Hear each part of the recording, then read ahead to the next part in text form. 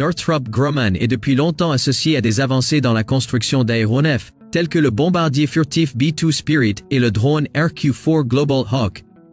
L'entreprise crée également des pièces essentielles pour le chasseur multirôle F-35. Aujourd'hui, ces ingénieurs s'attaquent à un nouveau défi: révolutionner la technologie sous-marine grâce à des submersibles robotisés.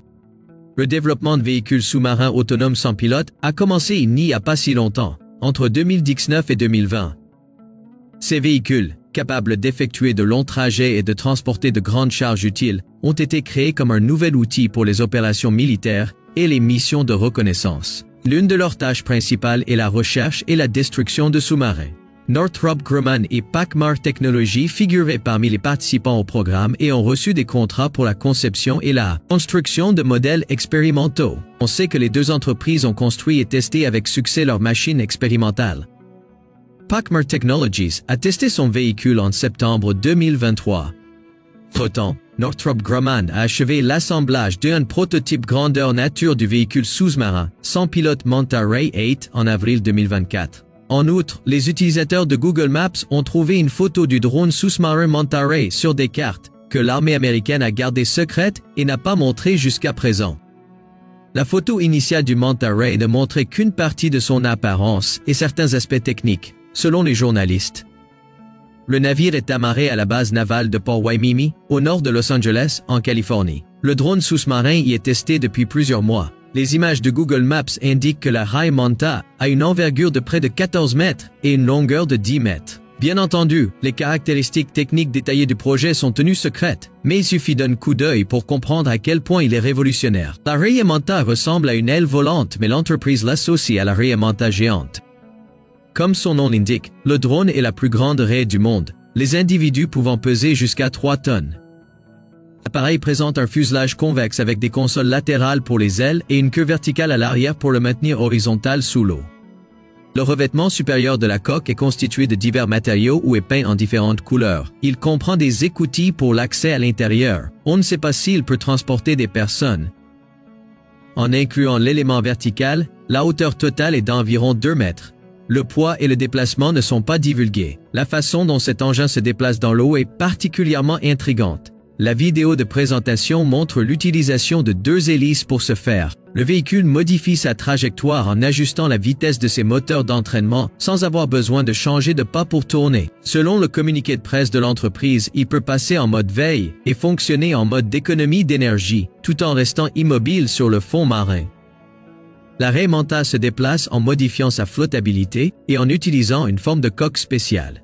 Cette méthode de propulsion limite la vitesse maximale et la manœuvrabilité, mais améliore considérablement le rendement énergétique et l'autonomie. Les détails de la façon dont le véhicule contrôle sa flottabilité n'ont pas été révélés. La Raya Manta dispose également de plusieurs soutes de différentes tailles et capacités. Celles-ci se trouvent probablement sous les sections gris foncé de la coque. De nouvelles photos révèlent la présence de trappes dans ces sections. Les experts évitent de marcher sur ces surfaces et utilisent plutôt un tapis souple. Les découpes rectangulaires que l'on voit sur la photo initiale sont en fait des indentations pour les crochets. De plus, des trappes sont présentes sur la surface supérieure du véhicule pour accéder aux connecteurs internes et fixer des équipements essentiels. Les ingénieurs n'ont pas détaillé l'équipement ou l'armement de ce drone sous-marin, alors qu'une vidéo de présentation montre le Manta avec un petit drone sous-marin. Les représentants de Northrop Grumman ont décrit l'appareil comme un outil de reconnaissance dans un communiqué de presse. Le programme Manta Ray a été mis en place dans le but de développer une caméra sous-marine robuste et sans pilote, capable de transporter une charge utile importante et d'avoir une durée de mission prolongée.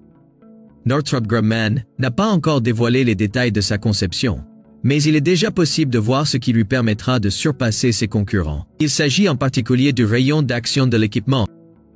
Il dit que l'une des principales méthodes pour augmenter l'autonomie et la durée des missions consiste à utiliser une technique de mouvement particulière qui comprend la modification de la flottabilité et le vol plané. Le principe est connu et utilisé dans de nombreux projets, mais la Raya Manta est le plus grand véhicule de ce type.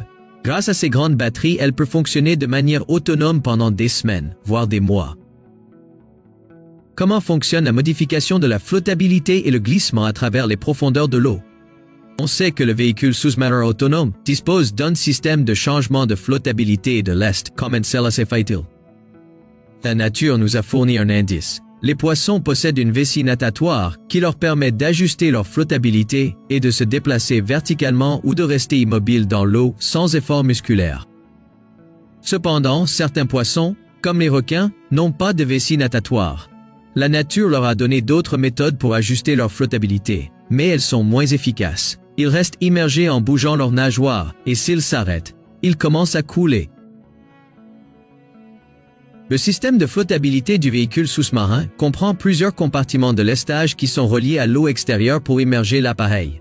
Des vannes électriques situées au fond de la coque s'ouvrent, permettant à l'eau de remplir les espaces libres de la coque. Une fois rempli, l'appareil est entièrement immergé, sa flottabilité étant nulle.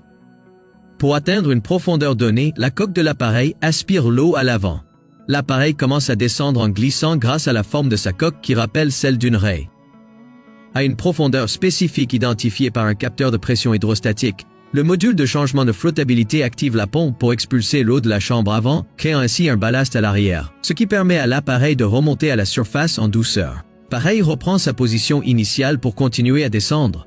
Ce système permet à l'appareil de glisser à travers les profondeurs de l'eau. En outre, le système peut ajuster le lestage à l'aide d'un mouvement électrique. La manière dont cela fonctionne est observable dans l'ascension et la descente d'une deltaplane.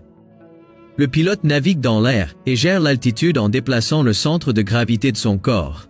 De la même manière, la caméra sous-marine se déplace dans l'eau sans avoir besoin de moteur de propulsion. Ce mode permet aux drones sous-marins d'être moins détectables par les méthodes de surveillance. On sait que les bateaux kamikazes sans pilote utilisés par les Ukrainiens en mer Noire sont contrôlés via Internet et le satellite Starlink. N'est pas certain que la raie Manta puisse recevoir des signaux Internet sous l'eau, bien que cela soit possible à certaines profondeurs. L'un des principaux avantages de la Manta Ray est sa conception pliable. Il est donc beaucoup plus facile de le transporter et de le déployer dans de nouveaux endroits.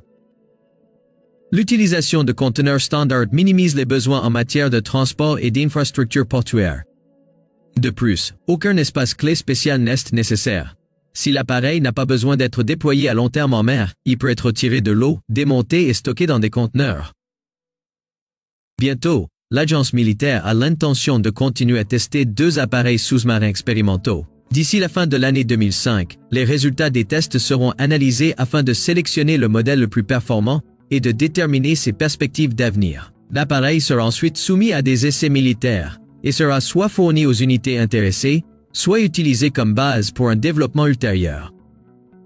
Selon les informations actuelles, le projet Manta Ray de Northrop Grumman est le plus prometteur et le plus susceptible de remporter la compétition. Il est bien connu que l'industrie militaire américaine met régulièrement en avant ses capacités d'innovation radicale. Avec les progrès rapides de la technologie, la création de drones sous-marins comme le Manta Ray de Northrop Grumman montre à quel point nous sommes proches de la frontière entre les réalisations de la science moderne et science fiction.